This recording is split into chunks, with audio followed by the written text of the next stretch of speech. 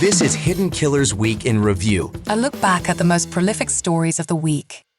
This is the Hidden Killers podcast with Tony Brueski. Featuring author, psychologist, and daily contributor, Siobhan Scott. By the time Bryan Kohberger gets to court for a trial, it'll likely be close to 3 years since the crime took place that he's alleged to have committed, killing 4 college students at the University of Idaho just around Thanksgiving time of 2022.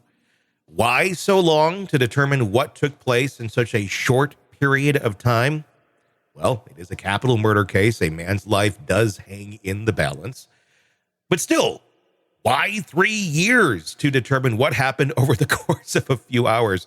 There's a lot that they're going to have to dig through. Prosecution saying they've already gone through about 95% of the evidence, but still we're about a year out as of our recording of this, if in fact that is a date that they're going to launch this trial about a year from now. Joining me to discuss, Siobhan Scott, psychotherapist and author. I know neither of us are attorneys, but what's your take on the length of time that this is taking to get to an actual trial? And do we really need to wait this long? Or is this just kind of how our system works? Yeah, it probably is how our system works, but boy, it's a hard pill to swallow, isn't it? It's just years and years, and I realize that they probably have mountains of evidence to go through here. And I think it probably does serve the defense to have it go on as long as possible. People start forgetting, it kind of loses its oomph in the media. People are not as fired up about it. But it's sure hard on the families to wait like this. Without a doubt. I mean, some of the statements that had been made in the last week or so, we want to start healing. We do. This is 2 of the victims, Kaylee Gonzalez and Xana Kernoodle's family, issuing those statements. We want to find justice to try to move on from this horrible tragedy. So please start making some decisions, get to work, and quit playing the delay game.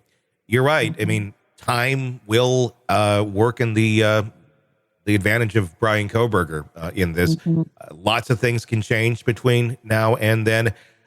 But should we have firmer deadlines for things like this in our country? I know other countries look at our court system and go, wow, this is crazy how long you guys allow for this. And we try to justify it over here going, well, this and that. And every defense attorney is going to have 1,000 reasons why this is how it works. Does it ultimately end up giving us a better form of justice? Do we end up determining, accurately someone's guilt or innocence by taking all this extra time as compared to other countries who have a bit more of a swift system of justice? Well, I guess there's probably a middle ground, which, we don't want to go too quickly because we want to make sure everything is analyzed the right way and everybody has a fair shot at it. But it does seem 3 years seems very ponderous.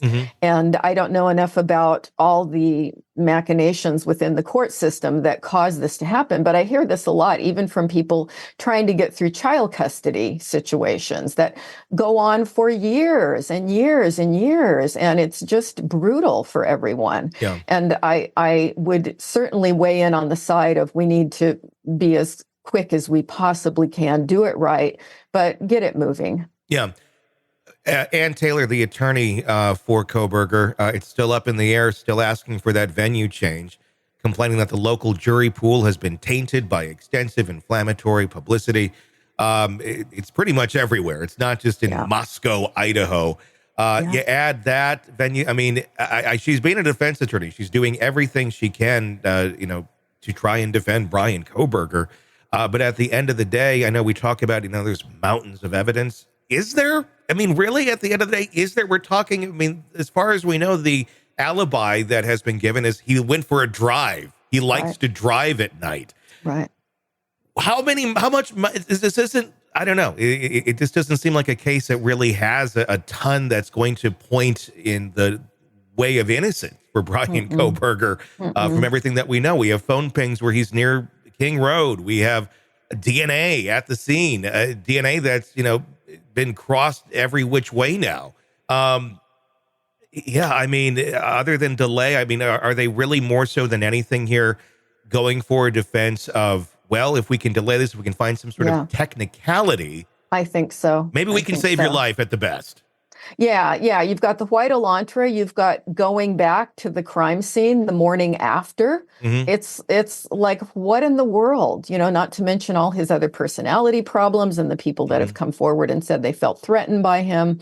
I try to be cautious about making premature judgments before trial, but this is when it's kind of hard to look at everything that we know, and we don't know everything yet. Yeah.